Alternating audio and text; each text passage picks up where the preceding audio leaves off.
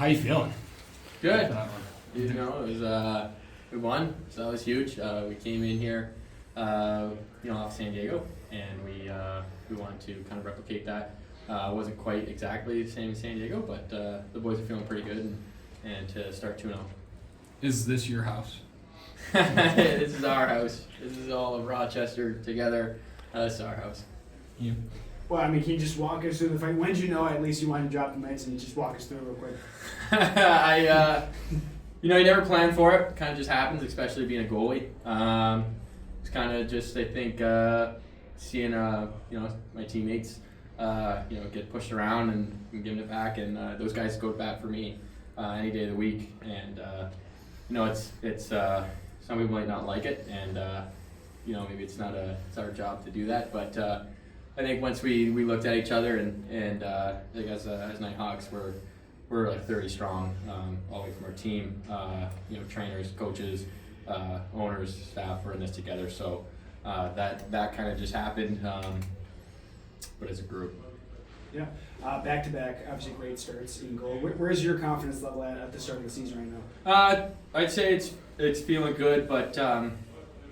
This guy, Phil Sanderson, Bruce Cott, and Rusty Kruger, I had them as coaches, and they reminded us when we were young that there's a fine line between cocky and confident. You got to ride that fine line. So, you can be confident 1 week, and then next week you can, come to the other end of it, and you're not feeling so good. So, I'd say I feel sure of myself. There's a lot of teammates, Hutchie, who's reassuring myself every time we're on the boards, practice, when we're at the hotel. When we're carpooling, what we can do, and the coaches, Dan Carey, especially.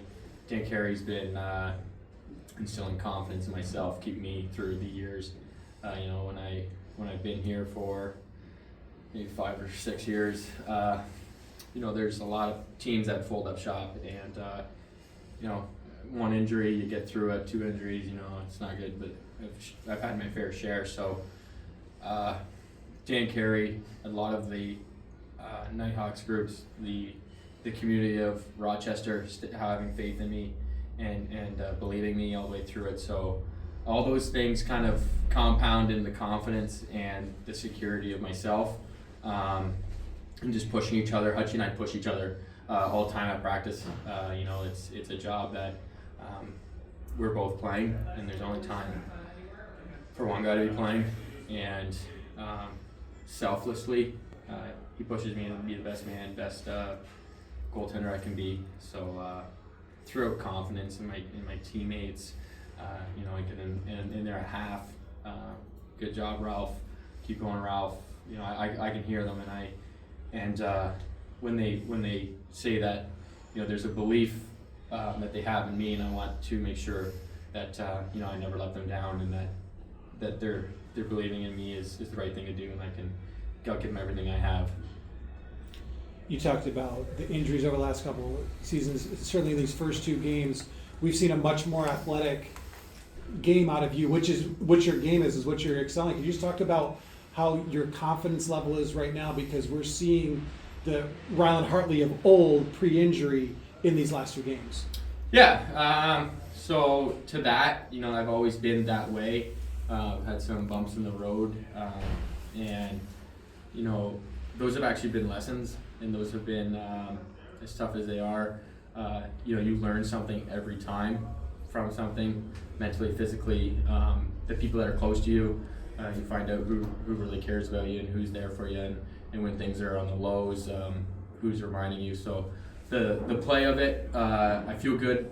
That's sports. I think that what you see from me, the way I play, it'll maybe change a little bit with time, but I'm gonna give everything I have in my body, in my brain. I'm gonna give you everything I have to play the way I play, to put the best product out there for what I believe I can give. And on top of that, another one is injuries, is family, being at home. They've seen the good, the bad, the ugly. So another thing with them is that's a huge thing for me to be able to play.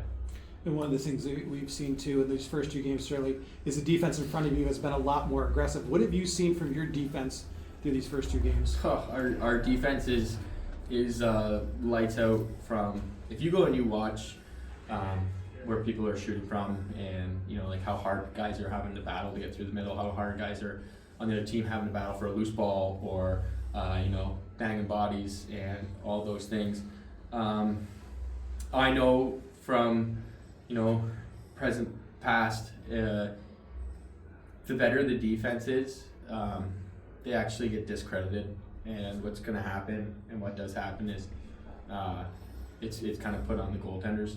They'll give us the credit, but they've been doing so much, and they ask where you want it from. They do everything they can. If you look at a game, how many times do you see a guy jump in front of a ball and they're eating in the back, they're eating in the chest, they got their hands out, they're trying to block shots, and I don't know if there'll ever be an interview for those guys where they're going to be in here and be like, how do you feel eating one off the chest, so those guys are going to kind of not get the credit they deserve, and I know Hutchie would say the same, that those guys are the reasons that we can succeed and maybe look better than what it really is. Gary. Billy tried to get a really quick start on you guys, and you made, I think, 3 really big saves right at the beginning, and just kind of ignited the offense. You looked like you were completely dialed in right from the start. Yeah, I felt going into it, getting into routine, things that I'm comfortable with, getting locked in. Usually once I'm in game mode, I gotta, kind of carry it through. The offense, for them too, they're putting up big numbers, and that's also relaying back to us. They're not gonna score every shift, but when we need it, they're there, and I'm glad they can fuel off it. Again, our defense are giving everything for myself. Right. Thank you. Thanks. Spencer. During the week, Hazen said that you guys had to pretty much say goodbye to each other after the game in Vancouver last year. And it was a crazy offseason, not a lot of answers until Seneca Nation came in, purchased the team. How did it feel to be home? Awesome. It's that feeling in Vancouver was not a good feeling. I remember being in the room, and the coaches come in and they lay that information on us, and they were just as heavy as us, and if not more. There's a lot of our coaches, Dan Carey, care a lot. They care to be in Rochester. They care to watch us succeed. They care to win a championship. So to be now in Rochester, after all that's gone through, a lot of credit to Dan Carey for doing what he's done. And I only know a small fraction of what's gone on and the hours that he's worked around the clock. I'm sure if I seen the actual hours, I'd be blown away.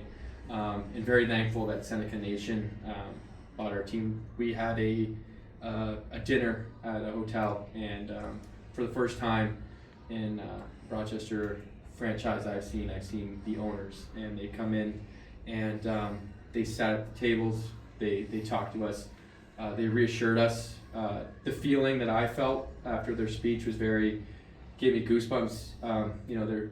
Their mindset is we're a family and that we're going to be in this together. They were saying through the highs, the lows, they're going to be there. And as a player, that's a good feeling to know that your owners are going to back you, and they're not just going to shy away when the going gets tough. And it was very. They were at a practice. I can't explain the feeling it is to have that feeling of such a caring ownership that wants to know what's going on with certain guys, and what we're about. And in their speech. And what really stuck with me is they want to be a family, and they want to eat at our table, and they want us to eat at their table. And that right there, that gives you a little bit more jam, that gives you more fire, that gives you a lot more reason to play, because it's more than just the guys in the room and the coaches and the staff here. It's one big family, as well as the city of Rochester. So you had, that long off season, and you come back here and you get this lot of energy from the crowd right away. Obviously, at the end of the game, it's going to be coming back. For the people that were there for the first time, you're probably not going to be dropping the gloves again this year. But what do you think about the atmosphere tonight is going to get people back for more, especially when you've got Buffalo coming next home game? You'll fill seats when you win, and you do see your most loyal supporters when you're not winning, but to keep winning is what brings people, draws them in, and then as we keep winning, my personal opinion, we get stronger. We get more confident when you have more seats, more people cheering for you when you score a goal, when you make a save, when you win a face-off, when a guy blocks a shot, when the coaches make the right call, throwing a flag if someone's in the crease, all those things, making a power play and they execute it. Those things there, to have the fans here, to have more is what we desire, and that's what we want in Rochester, is to have more people come and support us, and we're here to play for them, and we're here to give them the best product that they can watch. All right.